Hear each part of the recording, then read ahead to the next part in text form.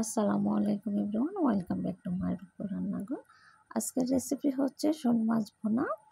তো আমি শোল মাছটা ভালো করে কেটে নিয়েছি। আর আমি এখন কড়াইতে পেঁয়াজ দিয়ে দিব। তো পেঁয়াজটা আমি ভালো করে ভেজে নেব। আমার পেঁয়াজটা একটু বাদামি কালার হয়েছে। সাথে দিয়ে দেবো আদা রসুনের পেস্ট, মরিচের গুঁড়া, হলুদের গুঁড়া দিয়ে আমি মশলাটা ভালো করে একটু ভেজে নেব। মশলাটা আমার ভালো করে ভাজা হয়েছে। এখন আমি সামান্য পরিমাণ পানি দিয়ে দেব। মশলাটা একটু কষিয়ে নেব পানি দিয়ে।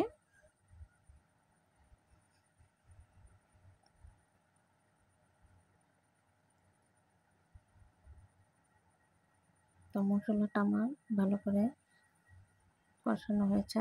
এখন আমি মাছগুলো দিয়ে দিব। মাছগুলো আমি কষিয়ে নেব। কষানোর মাধ্যমে এখন আমি দিয়ে দেব লবণ। তো কষানোর মাধ্যমে আমি পানি অ্যাড করব না। আর দিয়ে দেব পরে নামানোর আগে দিয়ে দেব বিলাতি ধনেপাতা।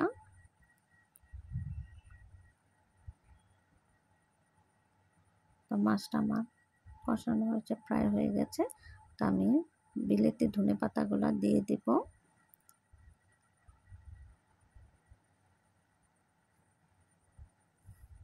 বিলাতি ধনেপাতা দিয়ে 5 মিনিট আমি একটু চুলার আঁচে রেখে দেব। ফ্লেভারটা সুন্দর আসবে আর খেতেও সুস্বাদু।